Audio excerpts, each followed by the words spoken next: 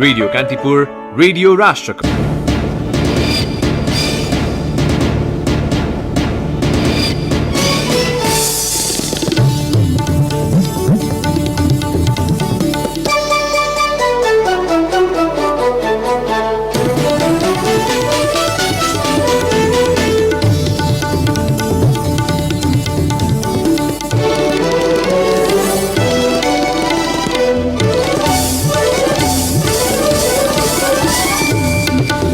सर्वोच्चले एकीकरणलाई अस्वीकार गरेपछि साबिक नेकपाको दाहाल र नेपाल समूहका कार्यकर्ता आफ्नै पूर्ववत पार्टीमा रहने अदालतको फैसला नमान्दा झन कठिन परिस्थिति आउने दाहाल नेपाल समूहको निष्कर्ष।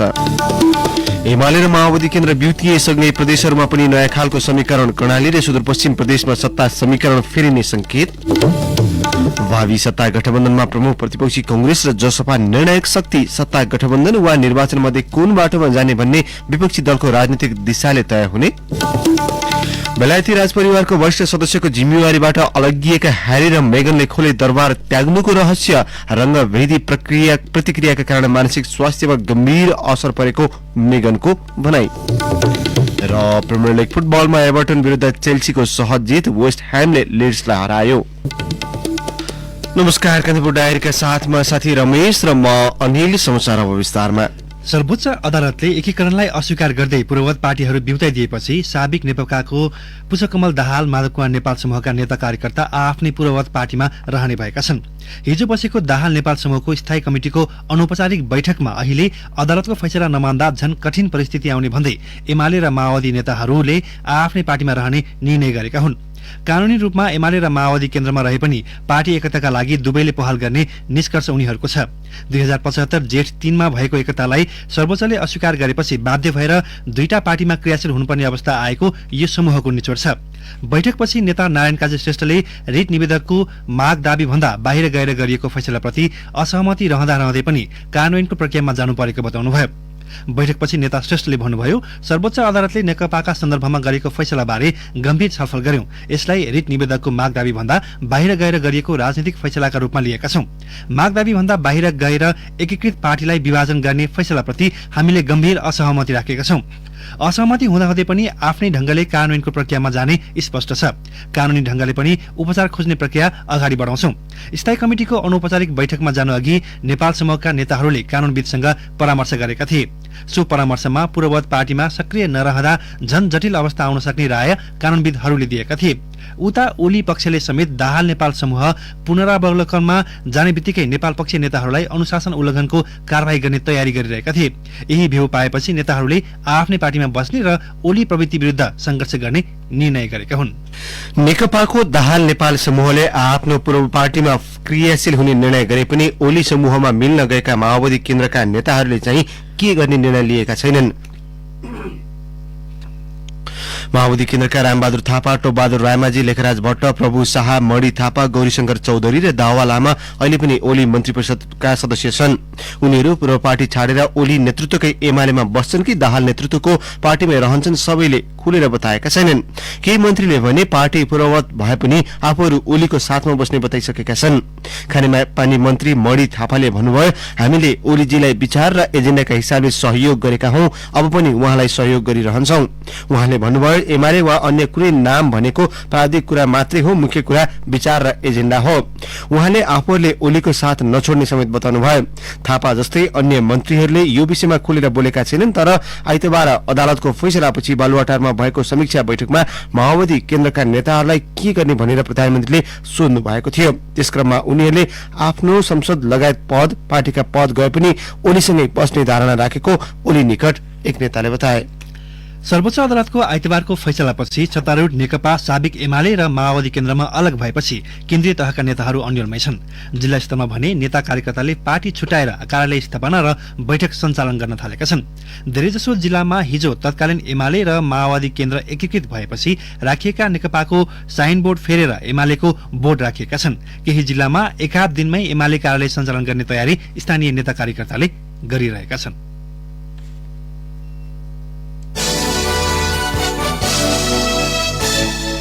निर्वाचन आयोगले राजनीतिक दबाव झेल्न नसकेर निर्णय लिँदाको परिणाम कस्तो हुन्छ अहिले नेकपाको सन्दर्भमा देखिएको छ। तत्कालीन नेकपा एमाले र नेकपा माओवादी केन्द्रले एकीकरण पछिको नाम नेपाल कम्युनिष्ट पार्टी राखेका थिए। त्यही नामबाट जेठ 3 गते घोषणा सभा पनि गरेका थिए। भर्खरै चुनावबाट करिब 2/3 मत ल्याएर सत्तामा रहेका दुई ठूला कम्युनिष्ट पार्टी मिल्दै थिए। उनीहरूको आयोगमा पहिले नै दर्ता रहेको पार्टीको नामसँग मिल्ने गरी नै आफ्नो दलको नाम राख्न खोजे। सुरुमा नेपाल कम्युनिष्ट पार्टीको नाम मुनि अन्डरलाइन थपेर दर्ताको प्रयास भएको थियो। त्यतिबेलै ऋषिराम कट्टेलले आफ्नो दलको नाम अरूलाई नदिन आयोगलाई आग्रह गर्नुभयो। मिडियाले पनि त्यसबारे प्रश्न उठाएका थिए। संविधान र कानून जानकारले पनि सामान्य अन्डरलाइन, कमा, फुलस्टप वा कोस्ट मात्रै थपेर उस्तै नाम नदिन मिडिया मार्फत सुझाएका थिए। तर आयोगले सत्तारूढ़ दलको दबावलाई इन्कार गर्न सकेन। त्यतिबेला सो निर्णयमा सहभागी एकजना आयुक्तका अनुसार एकतापछि उत्साही दुवै पक्षका नेताले नेकपा नामका लागि आयोगमा ठूलो दबाव बढाएको सम्झिन्छन्। ती आयुक्तले भने यो मिल्दैन, उही नाम भयो भन्दा पनि सुन्ने अवस्था उनीहरूमा थिएन। नेपाल कम्युनिष्ट पार्टीको पछाडि नेपाल शब्द थपौं भन्दा पनि मानेनन्। प्रमुख आयुक्त नै ठूलो दबावमा परेका थिए। त्यही दबावको परिणाम फरक देखाउन कोष्ट मात्रै थपेर मिल्दोजुल्दो नाम दिनु परेको थियो। आयोगले त्यसबेला दबावलाई व्यवस्थापन गरेर स्वतन्त्र हैसियतमा निर्णय गर्न नसकेको उनले स्वीकार गरे। सहमतिमा निर्णय गर्ने चलनका कारण बहुमत आयुक्तले विचार राखेकै पक्षमा त्यतिबेला नेकपा नाम दिने निर्णयमा सबै आयुक्तले हस्ताक्षर गरेका थिए। ती आयुक्तले भने ठूला दुई दल एकीकरण हुँदै थिए। नामका विषयमा आयोगको आपत्ति थियो, त्यसलाई लिएर केही समय नरोकेको होइन। आयोगले फरक नाम ल्याइदिनु भनेर आग्रह समेत गरेको थियो, तर उनीहरू मान्न तयार थिएनन्। पुस 5 मा प्रधानमन्त्री केपी शर्मा ओलीले प्रतिनिधि सभा विघटन गर्ने निर्णय गरेसँगै साबिक नेकपाको दाहाल नेपाल समूहले तत्कालीन माओवादी केन्द्रको पार्टी कार्यालय पेरिस डाँडालाई आफ्नो कार्यालयका रूपमा प्रयोग गर्यो। एमालेकै माधव कुमार नेपालतिरका नेताहरू तत्कालीन एमाले पार्टी कार्यालय धुमराई फर्किएर पनि गएनन्।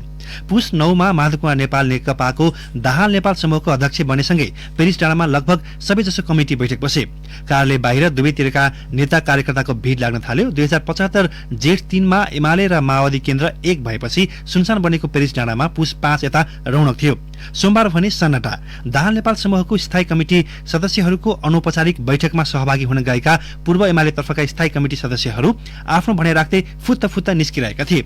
अदालतको फैसलापछि एमाले नै आफ्नो पार्टी हो भन्ने मानसिकतामा रहेका नेताहरूलाई सो बैठक त्यति रुचिकर नहुनु स्वाभाविक पनि हो। साँझ बैठक सकिने बेलासम्म बसेका नेपालसँग उहाँका टिमका थोरै मात्र स्थायी कमिटी सदस्य बाँकी थिए। माओवादी केन्द्र र एमाले पूर्ववत अवस्थामै रहेको अदालतको फैसलासँगै आफूसँग रहेका 40 सांसद र 90 जना केन्द्रीय सदस्य मध्ये सबैजना आफैसँग नरहन सक्छन् भन्ने आकलनले पनि नेता नेपाल अदालतको फैसलाको सम्मान गर्नुपर्छ भन्ने निचोडमा पुग्नुभयो। त्यसैले उहाँ आफ्नो पक्षको स्थायी कमिटी बैठकमा अन्तिमसम्म बसेर फर्कनुभयो। हिजो बिहानै उहाँले कान्तिपुरसँग यो स्थायी कमिटी बैठकको कुनै कानूनी वैधता नभए पनि राजनीतिक अर्थमा मात्रै बस्न सकिने बताउनु भएको थियो। एमाले र माओवादी केन्द्र बिउतिएसँगै प्रदेशहरूमा पनि नयाँ खालको समीकरण देखिएको छ। प्रदेश 1 र बागमतीमा एमाले एक्लैको बहुमत छ भने गण्डकी, लुम्बिनी, कर्णाली र सुदूरपश्चिममा एमाले नै ठूलो दल देखिएको छ। प्रदेश 1 र बागमती प्रदेश सभामा यसअघि नै मुख्यमन्त्री विरुद्ध अविश्वासको प्रस्ताव पेश भइसकेको छ। त्यसको टुङ्गो कसरी लाग्छ प्रश्न छैन। एमाले र माओवादी केन्द्र मिलेका बेला भागवण्डामा प्रदेश 1 बागमती, गण्डकी र लुम्बिनीमा एमालेका तथा कर्णाली र सुदूरपश्चिममा माओवादी केन्द्रको नेतृत्वमा सरकार गठन भएका थिए। अब यी 6वटै प्रदेश सरकारको भविष्य के हुने अन्यल देखिएको छ। एमाले र माओवादी बिउतिँदा पनि प्रदेश 2 मा भने खासै प्रभाव देखिएको छैन। प्रदेश 1 मा मुख्यमन्त्री शेरधन राई नेतृत्वको सरकार झन बलियो बनेको छ। नेकपाको अन्तर्द्वन्द्वले प्रतिनिधि सभा विघटन भएपछि साबिक दाहाल नेपाल पक्षका 37 जना प्रदेश सभा सदस्यले मुख्यमन्त्री राई विरुद्ध प्रदेश सभा सचिवालयमा अविश्वासको प्रस्ताव दर्ता गराएका थिए। अविश्वास प्रस्तावले मुख्यमन्त्री राई अल्पमतमा परेपछि प्रदेश सभा भने छल्दै आउनु भएको थियो। अदालतले एमाले र माओवादी केन्द्र बीचको पार्टी एकता खारेज गरिएसँगै भावी सत्ता गठबन्धनमा प्रमुख प्रतिपक्ष कांग्रेस र जसपा निर्णायक शक्ति बनेका छन्। यी दुई विपक्षी दलले सत्ता गठबन्धन वा निर्वाचन मध्ये कुन बाटो लिन्छन् त्यसैबाट भावी राजनीतिको दिशा तय हुने देखिन्छ।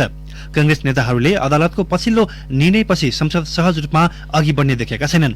आइतबारबाटै संसद त्रिशंकुमा परिणत भएको छ। प्रधानमन्त्री केपी ओली संविधानको धारा 76(1) अनुसार बहुमतको प्रधानमन्त्रीबाट धारा 76(2) अन्तर्गत गठबन्धन सरकारमा रूपान्तरण भएका छन्। कंग्रेस नेता रमेश लेखकका अनुसार 64% मत प्राप्त नेकपाले पूरा अवधि चलाउन सकेन भने अब त्रिशंकु संसदबाट बन्ने सरकारले बाँकी 2 वर्ष सहज रूपमा अघि बढाउँछ भन्ने विश्वास टुटेको छ। अब संसदमा राष्ट्रिय हैसियत प्राप्त 4वटा दल छन्, एमाले, कंग्रेस, माओवादी केन्द्र र जनता समाजवादी पार्टी जसपा। कानूनी र प्राविधिक रूपमा नेता माधव कुमार नेपाल र उहाँको समूह एमालेमै रहन सक्ने भए पनि प्रधानमन्त्री ओलीसँगको टकरावपूर्ण स्थिति तत्कालै मत्थर हुने देखिन्न। पुष्पकमल दाहाल नेतृत्वको माओवादी केन्द्रले सत्तारूढ दलप्रति आक्रामक नीति लिन सक्ने देखिन्छ। कंग्रेस र जसपा विपक्षी दल भइहाले। यस्तो बेला तत्कालै प्रधानमन्त्री ओलीलाई संसदको सामना गर्न अप्ठ्यारो पर्ने देखिन्छ। फेरि पनि ओली वा उहाँको विकल्पमा त्रिशंकु संसदबाट बन्ने जुनसुकै प्रधानमन्त्रीले बाँकी 2 वर्ष सहज रूपमा लैजान नसक्ने नेता लेखक बताउनुहुन्छ। नेता लेखक पार्टी सभापति शेरबहादुर देउवा निकट हुनुहुन्छ। पुस 5 मा प्रतिनिधि सभा विघटन गर्ने कदमपछि नै सभापति देउवा सहित उहाँ पक्षीय नेताहरू चुनावको मनस्थितिमा थिए। रामचन्द्र पौडेल र कृष्णप्रसाद सिटौला सहितका नेताहरू भने प्रतिनिधि सभा पुनर्स्थापनाका लागि सडक र पार्टीभित्रै संघर्षरत थिए। आइतबारको अदालतको निर्णयबाट संस्थापन इतर पक्षीय नेताहरू समेत वर्तमान संसदबाट जेलिएको राजनीतिक जटिलताले निकास दिन नसक्ने ठाउँमा आइपुगिसकेका छन्। कान्तिपुर डायरीमा अब ब्रेकको पालो। कान्तिपुर डायरीमा अब बाँकी प्रसंग। सुरुमा कान्तिपुर सविस्तार। कान्तिपुर सविस्तार। राजनीतिमा महिला सहभागिता पछिल्लो 10 वर्षमा उल्लेख्य बढे पनि नेतृत्वमा पुग्नेहरूको संख्या भने निकै कम छ। नेतृत्वका लागि महिलाको क्षमतामा प्रश्न गर्ने र महिलालाई घरायसी काम नै सुहाउँछ भने धङदङ्गीबाट समाज माथि उठ्न नसकेको छ, जसका कारण जसका कारण महिला राजनीतिज्ञहरू कोटा पुर्याउनमै सीमित देखिएका छन्। आफूहरूको क्षमतामै प्रश्न उठाउने गरेका कारण पनि अघि बढ्न नसकिएको महिला नेत्रीहरू बताउँछन्। नेपालमा महिलाको सहभागिता राज्य संयन्त्र र कार्यान्वयन निकायमा पछिल्लो समय बढ्दै गए पनि कार्यकारी भूमिकामा महिला सहभागिता कम देखिन्छ। अधिकांश स्थानीय तहमा उपपदमा महिला सीमित हुनका साथै मुलुकको राष्ट्र प्रमुखमा महिला भएकोमा गर्व गरे पनि कार्यकारी अधिकार नहुँदा त्यसको सकारात्मक प्रभाव समाजमा पर्न सकेको छैन। निर्दलीय शासन सत्ता अन्त्य गर्नका लागि पुरुषहरूसँग हातेमालो गर्दै संघर्षमा होमिएका महिलाहरू कालान्तरमा पुरुषहरूकै छायामा हराउने गरेका उदाहरण नेपाली राजनीतिमा प्रशस्तै छन्। नेपाली कंग्रेसकी सांसद डिला संग्रौला।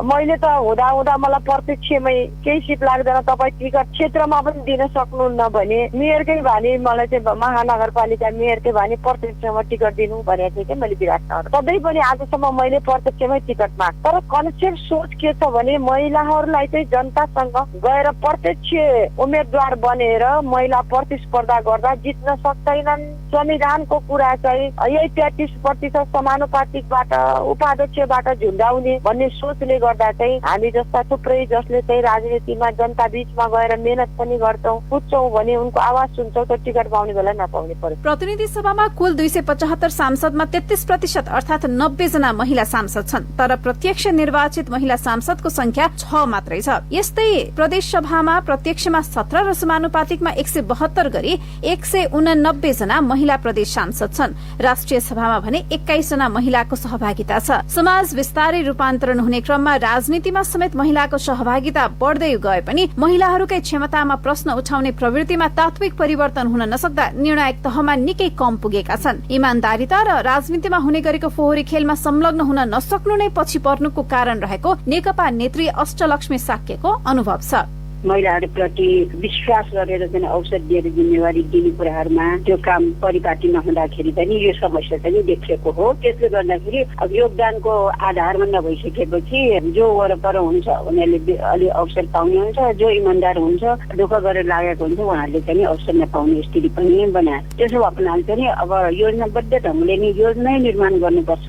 महिलाहरूको नेतृत्व कसरी विकास गर्ने अब एक सहभागिता मात्रै हो। महिला सहभागिता संख्यात्मक रूपमा मात्र गणना गरिनुका साथै आफू निकटका लागि मात्रै लाभको पद दिने प्रवृत्ति पनि नेपाली राजनीतिमा छ। हाम्रो पुरुष प्रधान समाजले महिला भनेको कुनै अमूर्त वस्तु नभई शिक्षा, स्वास्थ्य, विकास लगायतमा सँगसँगै योगदान गर्न सक्ने आधा हिस्सा हुन् भन्ने मनन गर्न नसक्दा महिलाहरू पछि परेको अधिवक्ता मीरा ढुङ्गानाको तर्क छ। देशको आधाभन्दा बढी जनसंख्याको लागि काम गर्ने भने त देशको लागि काम गरेन भन्ने कुरा त होइन। उनीहरूको लागि आवाज उठाउने भने त केही गरेन चुप लागेर बस्यो, महिलाको मात्रै कुरा गर्यो भन्ने कुरा त होइन। यो कुरालाई पनि राज्यले सम्मान गर्नु पर्यो। पुरुषहरूले चाहिँ नि यसलाई चाहिँ नि केही होइन भनेर, जुन महिला भनेको वस्तु हो, महिला वस्तुको लागि चाहिँ कुनै काम गर्नु पर्दैन, पुरुष हो नागरिक भन्ने किसिमको जुन मूल्य मान्यता छ, त्यो मूल्य मान्यता त्याग्नु पर्ने आवश्यकता छ कि त्यो त्याग्नको लागि राज्यले काम गर्नुपर्ने, सरकारले काम गर्नुपर्ने अवस्थाहरू चाहिँ नि मैले देखेको छु। निर्णायक तहमा पुग्दा महिलाहरूले कुशलतापूर्वक भूमिका निर्वाह गर्न सक्छन् भन्ने पछिल्ला उदाहरण राष्ट्रपति विद्यादेवी भण्डारी, पूर्व प्रधान न्यायाधीश सुशीला कार्की, पूर्व सभामुख ओन्सरी घरती लगायत छन्। राजनीतिमा महिलाहरू सफल भएका प्रशस्तै उदाहरण भए पनि अनेक विषयले भूमिका खेल्दा अवसरबाट वञ्चित हुने गरेको पूर्व कानून मन्त्री शिवमाया तुम्बा हाङफेको भनाइ छ। व्यावहारिक रूपले कठिनाई सिर्जना गरिदिएर महिलालाई नेतृत्वमा जान सक्ने अवस्था बनाइ नदिएको अवस्था छ। यो नबनाउने अवस्था केले सिर्जना गर्यो भन्दाखेरि व्यक्तिभित्र भएका महिला वा पुरुषको जुन चेतनाभित्र, सोचाइभित्र भएको जुन पितृसत्तात्मक सोच छ, जसको कारणले गर्दा महिलाहरू चाहिँ नेतृत्व तहमा पुगेर काम गर्न सक्छन्, कार्यकारी पदमा पुगेर काम गर्न सक्छन् भन्ने विषय, त्यो खालको सोच नै महिला वा पुरुषको दिमागमा नभएको कारणले गर्दा नेतृत्व तहमा पुग्न सक्ने र जाने बाटो बीचमा रुकावट छ, जसको कारणले अहिलेसम्म नेपालमा महिलाहरू चाहिँ सहज रूपले नेतृत्व तहमा पुग्न सक्ने वातावरण बनिसकेको अवस्था चाहिँ नभएको अवस्था हो। राजनीतिमा महिलाको निरन्तरता, आगामी पुस्ताको नेतृत्वमा महिला आउने जस्ता विषय अझै चुनौतीपूर्ण देखिन्छन्। अघिल्ला पुस्ताले पाएका अवसरका उदाहरणका आधारमा अर्को पुस्तालाई राजनीतिमा आउन प्रेरित गर्छ। तर हाल महिला नेत्रीहरूको आवाजको अवमूल्यन गर्ने पार्टी नेतृत्वको रवैया, कोटा बाहेक अन्य अवस्थामा महिलालाई भूमिका विहीन बनाउने परिपाटीले वर्षौंसम्म असर पुग्नेछ। रेडियो कान्तिपुरका लागि दिवा भट्टराई। कान्तिपुर सविस्तार।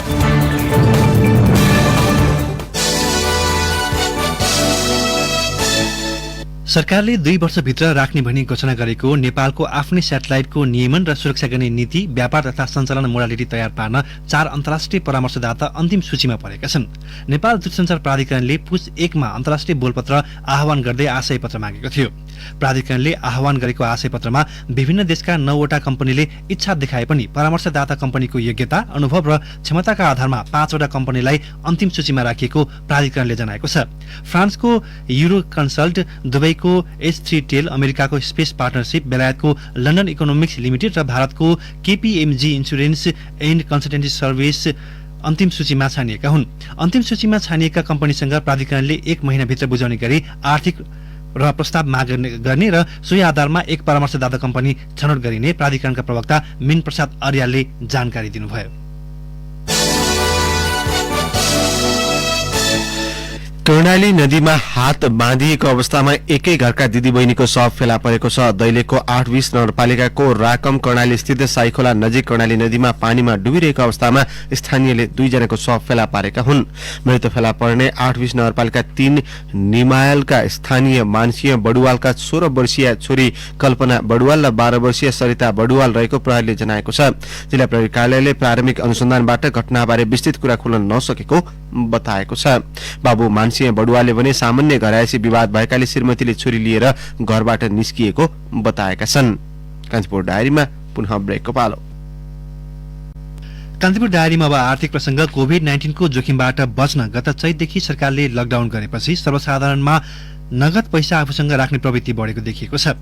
लकडाउनका बेला हिन्डुलमा समस्या भएको, प्राय बैंक तथा वित्तीय संस्था बन्द रहेकाले नागरिकले आफूसँगै नगद राख्ने प्रवृत्ति बढेको जानकारहरू बताउँछन्। अहिले कोभिड संक्रमण दर घट्दै गएको छ, तर नागरिक समक्ष नगद रूपमा रहेको पैसा वित्तीय प्रणालीमा फर्किसकेको छैन। यही कारण सर्वसाधारणसँग रहेको मुद्रा बढेको राष्ट्र बैंकको तथ्याङ्कले देखाएको छ। गत पुससम्म मुलुकभर 5 खर्ब 23 अर्ब रुपैयाँ बराबरको मुद्रा नागरिकसँग छ। सो पैसा विभिन्न माध्यमबाट राष्ट्र बैंकमा फर्किन्छ। यसरी राष्ट्र बैंकबाट बाहिरिएको तर बैंकमा नफर्किएको पैसालाई नागरिकसँग रहेको रकम करेन्सी हेल्ड बाई पब्लिक भनिन्छ। नागरिकका साथै सहकारी, लघुवित्त, वित्तीय संस्था लगायत औपचारिक र अनौपचारिक क्षेत्रमा रहेको रकमलाई नागरिकसँग रहेको पैसा मानिन्छ।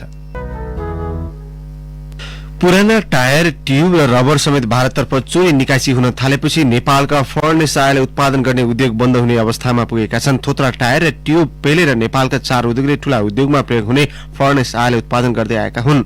3 वर्षदेखि त्यस्ता उद्योगलाई प्रयोग हुने कच्चा पदार्थ टायर र ट्युब निरन्तर भारततर्फ चोरी हुने गरेको छ। चोरी निकासी हुने गरेको छ।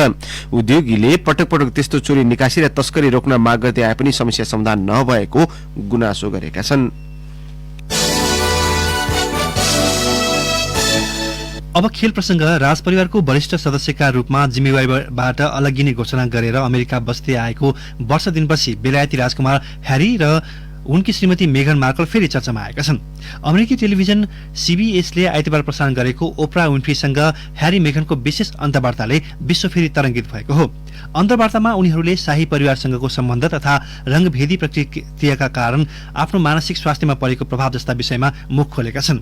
बेलायती टेलिभिजन च्यानल आईटीभीले सो अन्तर्वार्ता सोमबार राति प्रसारण गरेको छ। अन्तर्वार्तामा डचेस अफ ससेक्स मेघनले लगाएको सबैभन्दा ठूलो आक्षेपमा आफूहरूले जन्मिने बच्चा कति असुरक्षित होला भन्ने बातचित शाही परिवारभित्र धेरै पटक भएको भन्ने छ। तर अन्तर्वार्ताका क्रममा भने दुवैले राजपरिवारका कुन सदस्यले त्यस्तो अभिव्यक्ति दिएका थिए भन्ने खुलाएनन्। 39 वर्षीय मेघनकी आमा असुरक्षित हुन्। उनले ब्रिटिश राजपरिवारभित्रको जीवन आफ्नो लागि धेरै कठिन भएको र कहिलेकाहीँ बाँच्ने इच्छा नै मरेको बताएको बीबीसीले उल्लेख गरेको छ। अन्तर्वार्ताका क्रममा उनले मानसिक समस्या भोग्दा सहयोगका लागि कहाँ सम्पर्क गर्ने भन्ने बारे अन्यममा परेको समेत बताइन्। व्यक्तिगत कुरा धेरै गरिएको अन्तर्वार्तामा मेघनले सन् 2018 मा मेमा ह्यारीसँग विवाह भएपछि अवस्था बिग्रन सुरु भएको र सहयोग माग्दा पनि आफूले नपाएको बताएकी छन्। मेघनले डुक अफ एडिनबरा राजकुमार फिलिप महारानीका श्रीमान अस्पताल भर्ना हुँदा गत महिना महारानीलाई फोन गरेको पनि बताएकी छन्। मेघनले अन्तर्वार्ताका क्रममा आफ्नो गर्भमा रहेको बच्चा छोरी भएको पनि सार्वजनिक गरेकी छन्। उनीहरूको दोस्रो सन्तान छोरी यही गरियाममा जन्मने जनाइएको छ।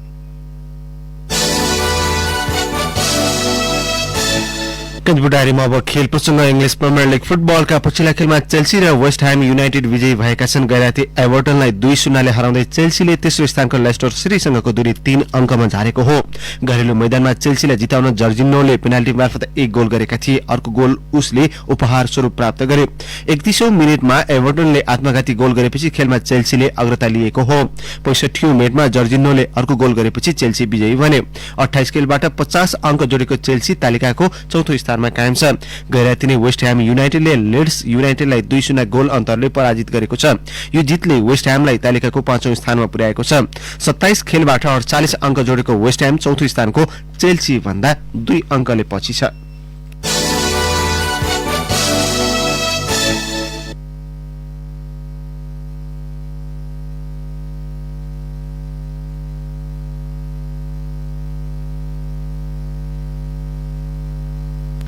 अब मौसम सम्बन्धी जानकारी।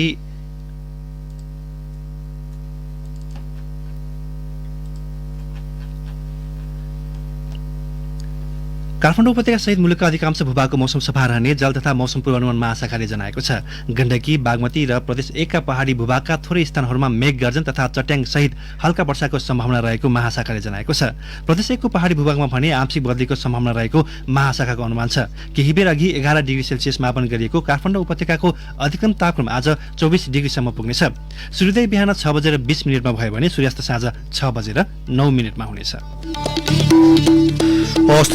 कान्तिपुर डायरीको यो बुलेटिन अहिलेलाई यही सकिन्छ। साथी रमेश र म अनिल विदा माग्छौं। नमस्कार।